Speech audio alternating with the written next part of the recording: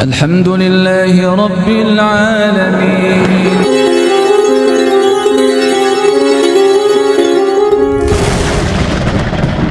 Pendapat kita itu salah maupun pendapat kita itu benar, ketika kita menahan diri untuk tidak dipertentangkan, diperdebatkan, maka dua-duanya ini memperoleh jaminan rumah di surga.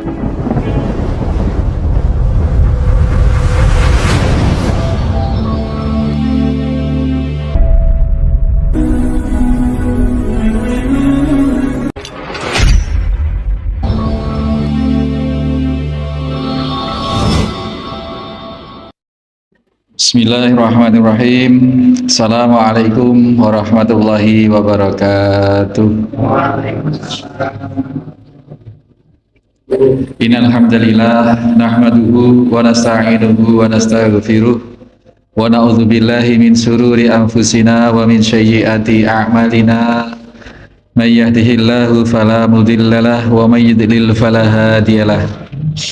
Asyhadu an la ilaha illallah wahdahu la syarikalah. Asyhadu anna Muhammadan abduhu wa rasuluhu la nabiyya ba'dah. Allahumma shalli wa sallim wa barik ala Muhammadin wa ala alihi wa sahbihi wa mawalah. Hadirin hadirat jamaah Masjid Al-Muslimun Curah Jeru Panji Situbondo rahimani wa rahimakumullah. Jadi ini Nabi cerita, ada seorang Nabi dari antara nabi-nabi yang ada dari zaman dulu hingga saat itu.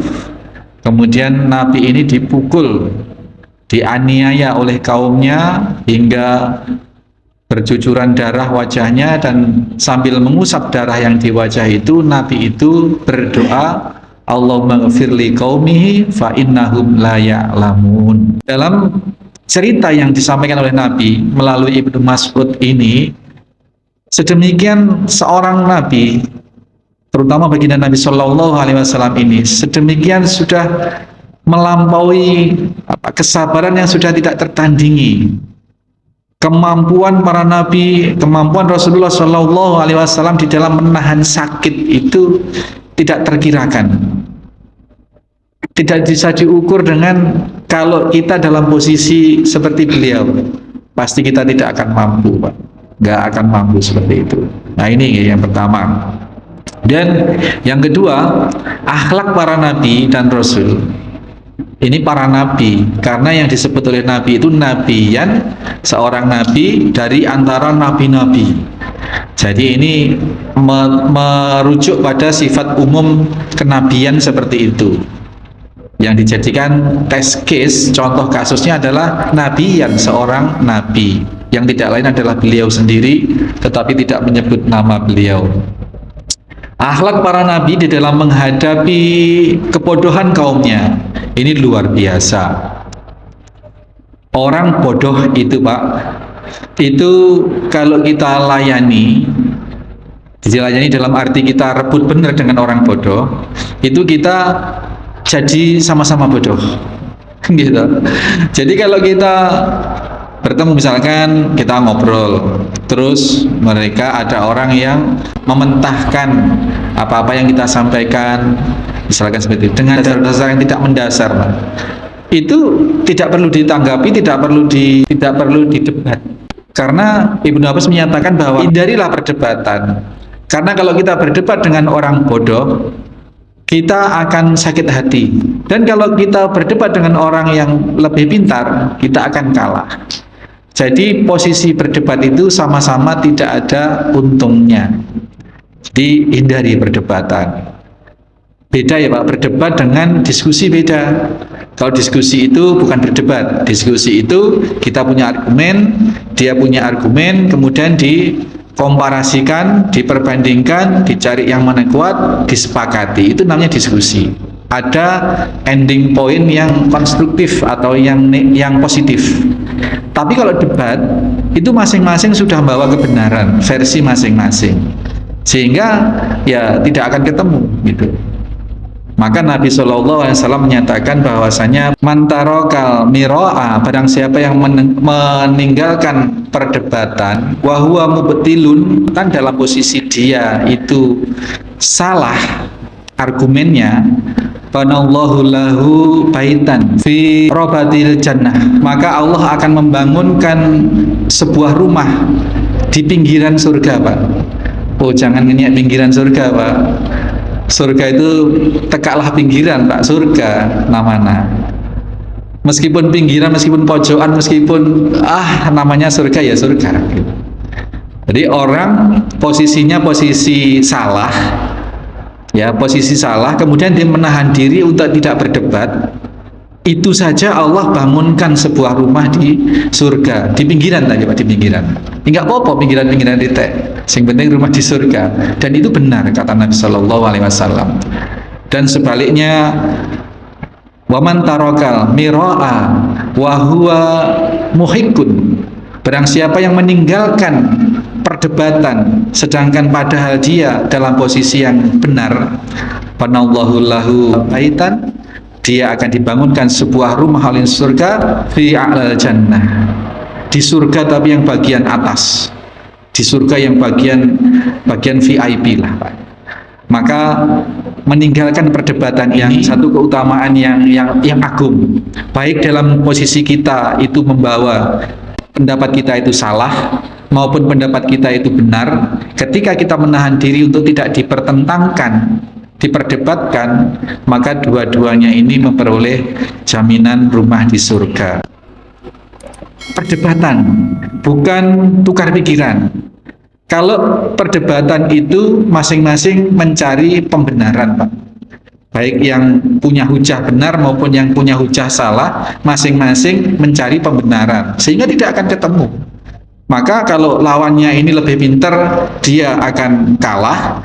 Kalau lawannya lebih bodoh, dia akan sakit hati.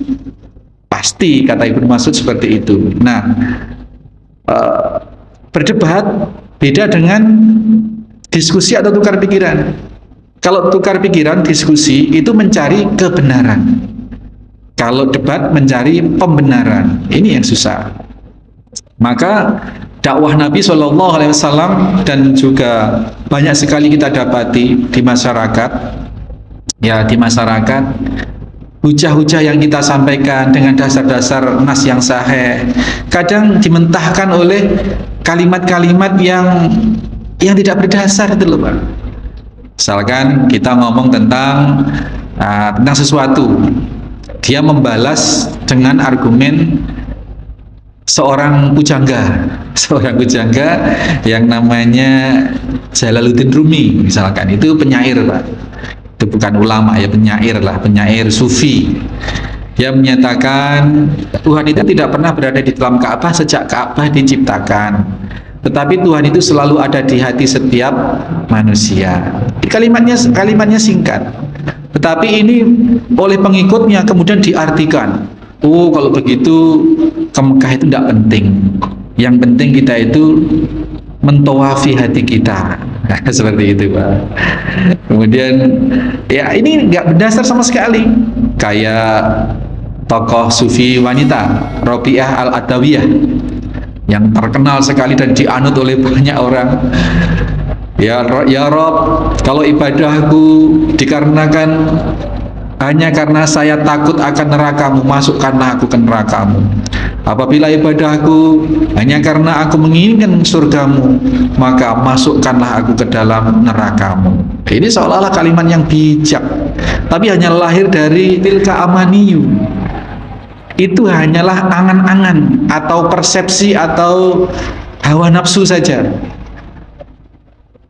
Dia menafikan nas-nas atau firman-firman Allah yang sesungguhnya sedang ditentang oleh kalimat-kalimat tadi itu. Bahwasanya Allah itu ala kulli syai'in qadir, misalkan. Bahwa Allah itu melingkupi segala sesuatu, melingkupi dan menguasai segala sesuatu. Jangankan hati manusia, jangankan ruang Ka'bah, bumi seisinya, langit yang bersaf 7, lapisan langit yang 7, semua dilingkupi oleh Allah Subhanahu wa Ta'ala. Jadi ketika ada seorang pujangga dengan seperti bijaknya menyatakan Tuhan tidak pernah bersemayam di dalam ruang Ka'bah sejak Ka'bah itu diciptakan, tetapi Tuhan senantiasa berada di dalam hati manusia sejak dia dilahirkan, misalkan. Seolah-olah seindahnya, tapi itu menyesatkan. Jadi Allah tidak ada di Ka'bah. Terus kalau di debat seperti itu, kemudian Allah ada di segala sesuatu, Allah melingkupi segala sesuatu, tidak ada seinci alam semesta ini yang tidak dilingkupi oleh Allah Subhanahu wa taala. Dengan kata lain, Allah ada di semua tempat. Penguasaan Allah berada, penguasaan, pengawasan, pendengaran Allah berada di seluruh sisi alam semesta, bahkan langit sampai 7. Itu. Adapun secara akidah kita yakini Allah itu sumastawa alal aras, bersemayam di atas aras, zatnya Allah. Tetapi hakikat kekuasaan Allah itu melingkupi segala sesuatu. Kemudian dijawab dengan entengnya, Pak, kalau begitu Tuhan juga ada di dalam patung dong. Nah, itu akan menggiring satu opini, berarti ibadah dengan menghadap patung itu dibenarkan. Nah, ini adalah satu kenaifan berpikir, kenaifan pemahaman yang sama sekali tidak perlu kita ladeni ketika dalam konteks berdebat. Tapi kalau yang bersangkutan ini kemudian ngajak bicara, ngajak diskus atau ngajak tukar pikiran, ya kita harus layani. Karena itu bagian dari dakwah. Kita jelaskan begini loh hakikat Allah, bahwa Allah itu idza sa'alaka anni ibadi fa inni qarib. Wahai Muhammad, apabila hambaku bertanya tentang aku, katakanlah bahwa aku ini dekat. Ujibu da'watad da'i idza da'ani falyastajibuli wal yu'minu bi. Maka aku akan mengabulkan semua permintaan hamba-hambaku, maka beribadah permintaan hambaku bagi yang meminta kepadaku, maka berimanlah dan beribadahlah kepadaku. Ini hakikat Allah. Jadi hakikat Allah tidak perlu diperdiskusikan di mana, tetapi ciptaan kekuasaan Allah, bagaimana penyembahan kita kepada Allah, kemurahan Allah, itu yang perlu kita bahas. Sehingga kemudian kalau ngelantur, oh berarti Allah ada di patung, berarti boleh dong orang Buddha atau orang yang punya patung-patung itu menyembah di depan patung-patungnya, berarti boleh dong. Berarti dulu kafir-kafir, orang-orang Quraisy itu punya Lata, Uzza, Manat, Hubal di sekitar Ka'bah, boleh dong. Karena katanya Allah melingkupi segala sesuatu dan Allah ada di situ. Nah, ini sudah karena mencari pembenaran. Kalau mencari pembenaran sudah nggak ada ketemunya, Pak. Tapi kalau mencari kebenaran, maka disepakati sumber kebenaran Al-Furqan itu adalah Al-Quran. Ya, Al-Quran itu adalah pembeda mana yang hak, mana yang batil.